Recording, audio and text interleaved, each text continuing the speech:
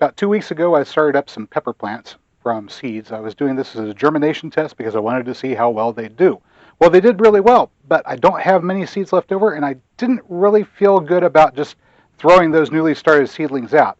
But since it's past prime growing season here, and the greenhouse was totally demolished by hail this past year, I didn't really have any place to put those little pepper seedlings. And if I want to grow them into full-grown plants, I can't do them on the starting racks that I keep in the back room where I start seedlings early in the spring.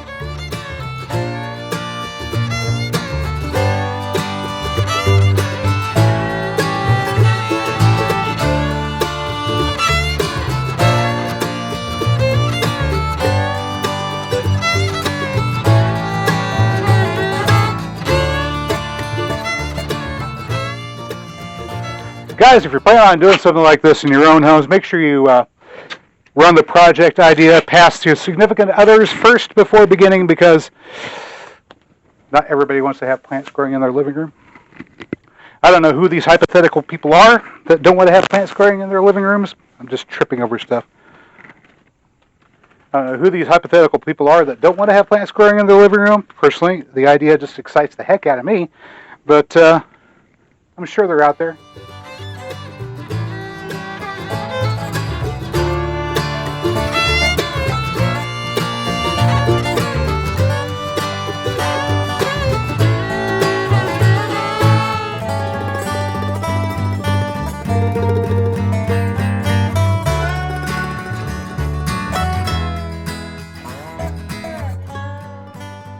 One thing I will note is, now that I have these blankets up against the walls here, this spot where I'm standing has just increased in temperature by a couple of degrees. It's actually noticeably warmer right here in this corner, which today is kind of a chilly day. You know, as I'm wearing my little sweater, what is this? Hoodie? I'm wearing this thing indoors. This thing, whatever this is, this piece of clothing. Yeah, I'm wearing this indoors, and of course I'm wearing the hat because I never take it off even when I'm sleeping. Take it off when I go to bed. Jeez, people. Okay, so this corner is actually warmer right now than it was before I put the Mylar up. So that's nice. Let's go ahead and get some shelving and get to work at putting that together over here. Before I get started on assembling these shelves here, I'm required to take a coffee break. I know, it's in the rules. Garden Gnomes Union requires that you take a 15-minute coffee break from time to time, and I am enjoying this homemade rum chata and coffee. Does that sound intriguing? Rum chata? Yeah, homemade. And yeah, I'll show you how to make it. Not today. I'll show you in a future video. Shed Wars 21 is coming up. If you don't know about Shed Wars 21, search the hashtag Shed Wars 21. It's going on in Australia right now. Northern Hemisphere is getting ready to kick off around the spring equinox. And I promised John at Will It Grow that I would show him how to eat a tree and like it. Well, in this case, it's drinking a tree. Well, technically, it's the bark of a tree. Okay, technically, it's the cambium layer of the bark of a tree. But you'll like it. All right, now we're back on day number two of the build for this little grow tent area, and I've taken the liberty of setting out some of our LED lights. These are the ones I use in the back in the seed starting area. The shelves back there are a little bit longer from the far end here to here. They're a little bit longer. I can fit 2 of these on each level of those shelves, but these shelves, as narrow as they are, it looks like I'm only going to be able to put 1 on. And hopefully with the Mylar reflective surface there, that'll be enough. If not, I'll come up with something. Now, to make this all work, down at the bottom, I have this oil-filled space heater. So I'm just going to go ahead and put back in here now. Get around the router. All right, and if you're using an electric heat, an oil-filled heater is a great idea because the heater heats up the oil inside and circulates it like a radiator does, and so there is not a a heat source, a heating element exposed to the outside atmosphere, and that means less chance of catching your house on fire. All this set up, we've got reflective surface on the back wall, shelves here. I do have shelves down below, or enough room for 2 of the containers on either side, and at some point I've got another light right here that I can hang up in between, right there. So that's good. I'm just going to put that up right here for the moment. The cord for it right there. All right, so, schmutz. All right, let me show you the containers we're going to be growing in. Okay, so these are from the dollar store, $1 each. These are 2-gallon buckets, 2-gallon buckets, and we'll just be able to take them and put them just like so. Okay, and I'm going to put 2 more down here. I do have enough space for 2 more in that back corner, but given the amount of difficulty that I would have getting back there, I think I'll leave these 2 buckets alone for now. I'm not trying to position them back there because, let's face it, it's going to be a little bit of a pain to get in that back corner to tend those plants there. But the rest of these I can reach without too much difficulty. And of course, the buckets still need to have some holes tapped in the bottom to allow water to drain, and I need to provide a tray or plate or something like that underneath them to catch the excess water whenever I water the plants. But there we have it. There's an indoor growing system designed for winter, and it's nice and warm back here in this corner. It's warm enough that I probably need to take my jacket off.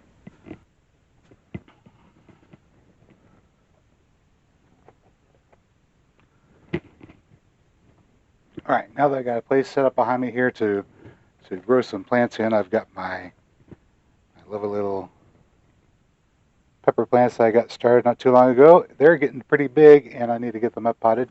So, okay, so I've got little pepper seedlings started. I've got a place to grow them in. Now we're going to go ahead and up pot them into these 16-ounce plastic cups. This was 16 cups for $1, so that's a good deal. I just got to go out there and get some dirt together and get these filled up. So, heading out that way. Okay, I'm back in from outside. I needed to do a quick change of clothes because this little oil heater that's down here under the shelf on the grow station is cranking out a bit of heat. So I broke down to my Ridge Life t-shirt. There it is. Yeah. Thank you, Tim Roberts, Master of Marketing out there at Ridge Life. Go check him out. Made up these shirts after he did a tour around the country, visited with me and a whole bunch of other people that are on the back of the shirt. Have a look at those. Check out those channels. Great people. Met a few of them. They're nice. But anyway, we're getting ready to do some more work on our pepper plants here. So I've got just a little small diameter screwdriver, and I have a tool that we use in the survival circles to start fires with to demonstrate our knowledge of basic bushcraft skills. Yes, consists of a ferro rod and a striker and a handy fuel supply. But instead of scavenging these items from the wild, we just buy them from the store, and this is what they look like.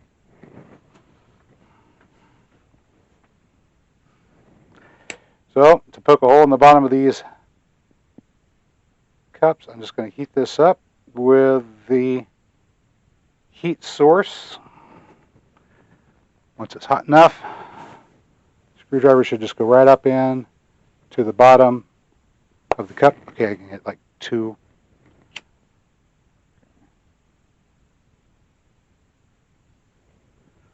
So right up in the bottom of the cup. There we go. And there we go. All right. So, 4 drain holes should be enough.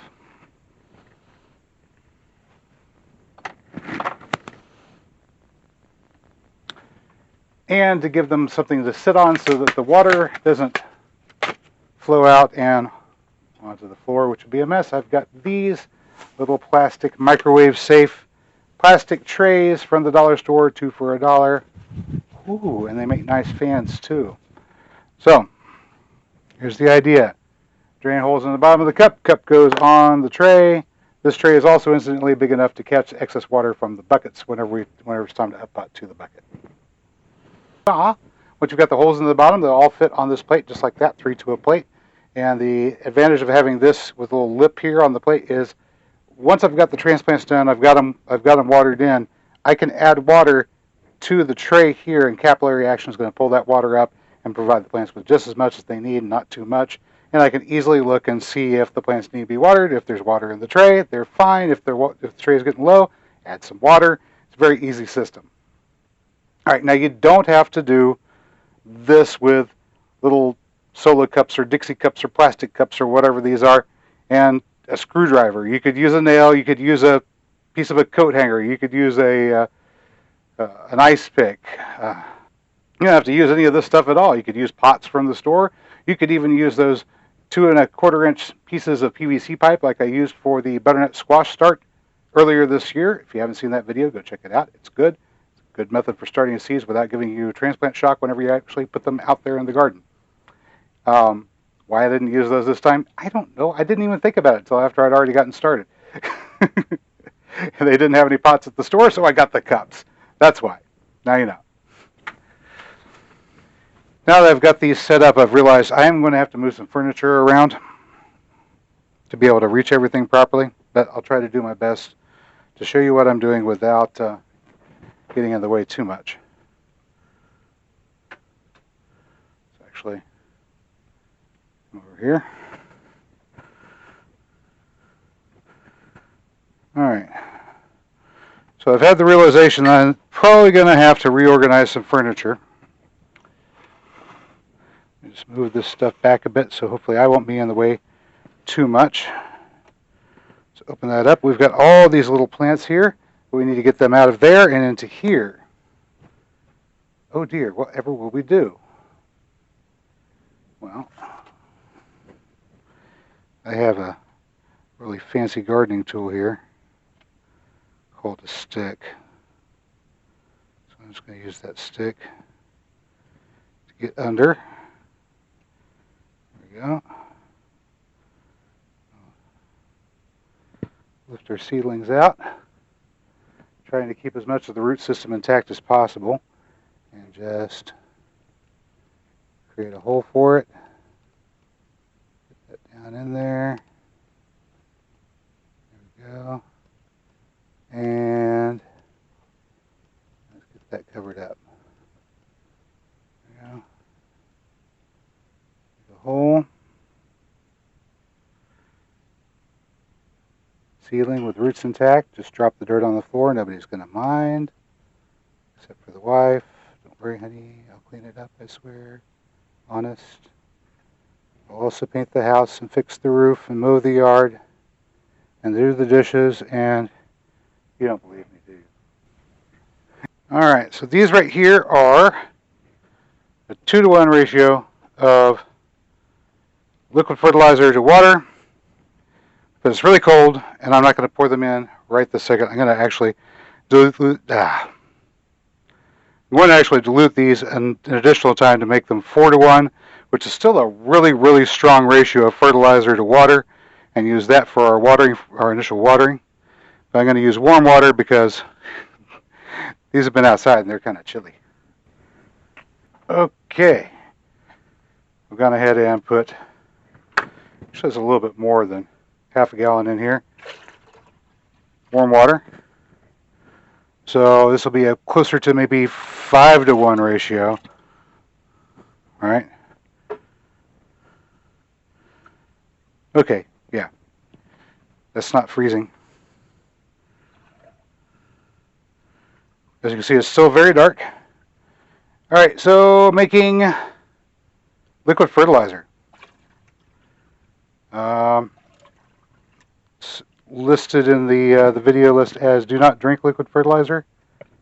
I think that's what it's called. So let's get this here, a little bit in there, a little bit in there. I'm just spilling everywhere. Don't mind me. Okay. Just slush a little bit on top there. Okay. All right. On top.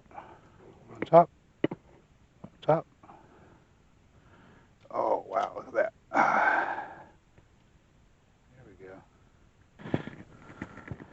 Now we just keep a watch on these, and whenever the level of water goes down in the trays, we just add more water,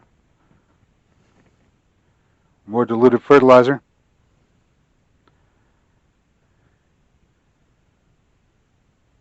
We'll give these a few days and see how they do. December is not really a month for heavy snowfall in Oklahoma. We usually get the heavy stuff, if we get it at all, around February or March. Even in 2007, when we had that ice storm that knocked out the power for a month, we didn't get about 5 inches altogether. So the folks that only been here for a few years are kind of shocked by the snow falling out there. I think we got about 4 inches or so. I've been trying to tell them, you aren't cutting enough firewood. Come February, you're going to wake up, and it's going to be like the Arctic Circle down here. I'm not too impressed with the way these guys germinated. I think I've got 2 pepper plants here that came up. That's a weed, I think, of some sort. Those are weeds. That's basil. I had a little bit of basil in the mix. Apparently it sprouted. Let's get a tight look at these. This is after they've been here for about a week with that homemade fertilizer under the grow lights with the heat on them.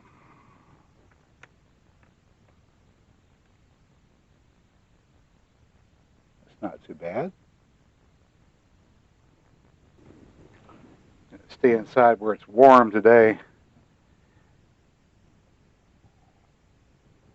Have some warm beverage. Hey, if you found this video informative or entertaining, you know what to do. I'll catch you next time.